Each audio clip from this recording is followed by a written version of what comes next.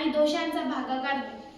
गुणांचा गुणाकार म्हणजे आपल्यातील गुण वाढविणे आणि दोषांचा भागाकार म्हणजे आपल्यातील दोष कमी करणे. आपल्यातील दोष कमी करणे. अच्छे संस्कार मोल से नहीं परिवार के माहौल से मिलते हैं.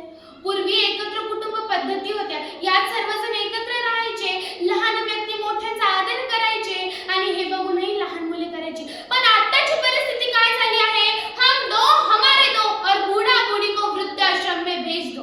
म्हणूनच दिवसेंदिवस वृद्धाश्रमांची संख्या वाढत चालली आहे.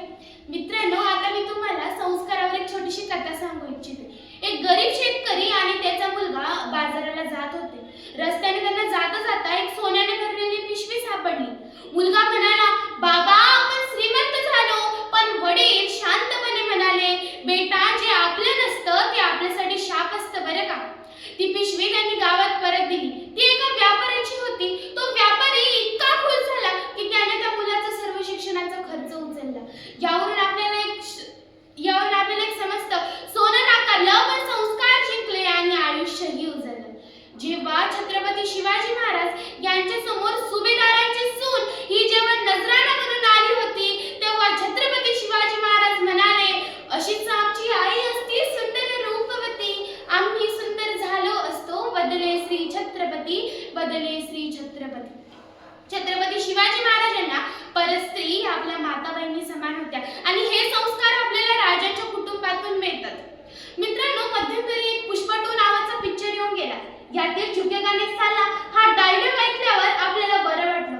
पण तो झुकेगा ने साला म्हणणारा तो पुष्पा आज तुमचा आदर्श असेल की नाही मला माहित नाही. पण वयाच्या 32व्या वर्षी डोक्याच्या केसापासून तर पायाच्या नखापर्यंत डोळ्यातले एक एक भुगोळ ज्या राजाने काढून या मातीला रक्ताचा अभिषेक घातला, तो सर्जा छत्रपती संभाजी राजा आज तुमचा आदर्श असला पाहिजे.